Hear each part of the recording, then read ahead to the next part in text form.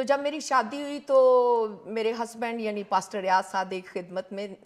تھے کام، اور ابھی بھی جاری ہے، بلکہ تھے نہیں ہیں بالکل. لیکن میں بات کر رہی ہوں اس دور کی. تو جب میری شادی ہوئی تو اس وقت میں نے بتایا کہ میرا جو اٹھنا بیٹھنا رہن سہن وہ کیتھولک گھرانے کے طور طریقے پر تھا. تو شادی کے بعد ایسا ہوا کہ کیونکہ موسٹلی لوگوں کو پتا تھا کہ میں چونکہ کیتھولک گھرانے سے آئی ہوں، تو آپ کو پتا ہے کہ شادی کے بعد اکثر ایسا ہوتا ہے کہ نئی نویلی دلہن کو دولہے کو ریلیٹیوز جو ہوتے ہیں وہ دعوتوں پہ بلاتے ہیں. تو ایسا ہی کچھ ایسا سین ہوا کہ مجھے ایک دعوت پہ بلایا گیا، اور انہیں یہ پتا تھا کہ جو دلہن ہے وہ کیتھولک گھرانے سے بیلونگ کرتی ہے اور وہ قربانی کا گوشت سب کچھ ایسی چیزیں کھاتی ہے. تو ایسا ہوا کہ انہوں نے جب ہمیں بلایا تو میرے لیے پوری ٹیبل پہ انہوں نے گوشت کی جتنی ڈشز تھی وہ بنا رکھی، اور میرے ہسبینڈ کے لیے پاسٹر صاحب کے لیے صرف ایک دال اور ایک سبزی. مطلب ان کو یہ پتا تھا کہ پاسٹر صاحب تو نہیں لیں گے، جی وہ پائی مشن کے ہیں، وہ نجات یافتہ ہیں، وہ ایسی چیزوں سے نفرت کرتے ہیں، تو صرف چلو جی لڑکی تو کھائے گی نا. تو انہوں نے مجھے اس طریقے سے لیا، اور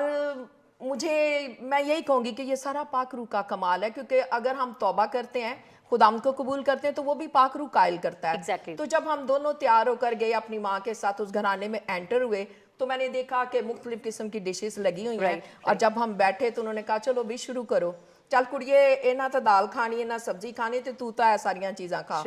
تو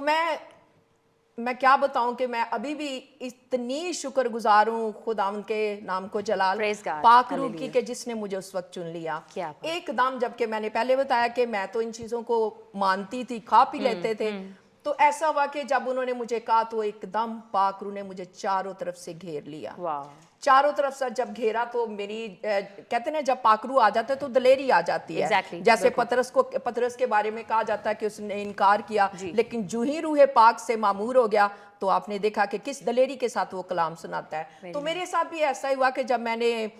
دیکھا اور پاک روح نے چاروں طرف سے مجھے چھو لیا، گھیر لیا، اور ایک دم میری زبان بن گیا، اور میں نے ان سے کہا کہ میں ان میں سے میں کچھ بھی نہیں کھاؤں گی، جو میرے ہسبینڈ کھائیں گے میں وہی کھاؤں گی. اور وہی میرا ٹرننگ پوائنٹ تھا، وہی پاک روح نے جو مجھے برکت دی، وہی میرا اس وقت کا موقع تھا کہ میں نے گھر آ کے تمام ان چیزوں سے توبہ کی اور خدا ان کو اپنا شخصی نجات دہندہ مانا، اور اس کے بعد پاسٹر صادق سے پانی کا بپتسمہ بھی لیا. اور اس وقت سے لے کے میں پاک روح کا شکر کرتی ہوں کہ اس وقت سے لے کے آج تک اس کی خدمت کرتی ہوں، جہاں بھی خداوند استعمال کرے، گواہی دینے میں، گیت سنانے میں، کلام سنانے میں، دلیری کے ساتھ خداوند کا کام کر رہے ہیں.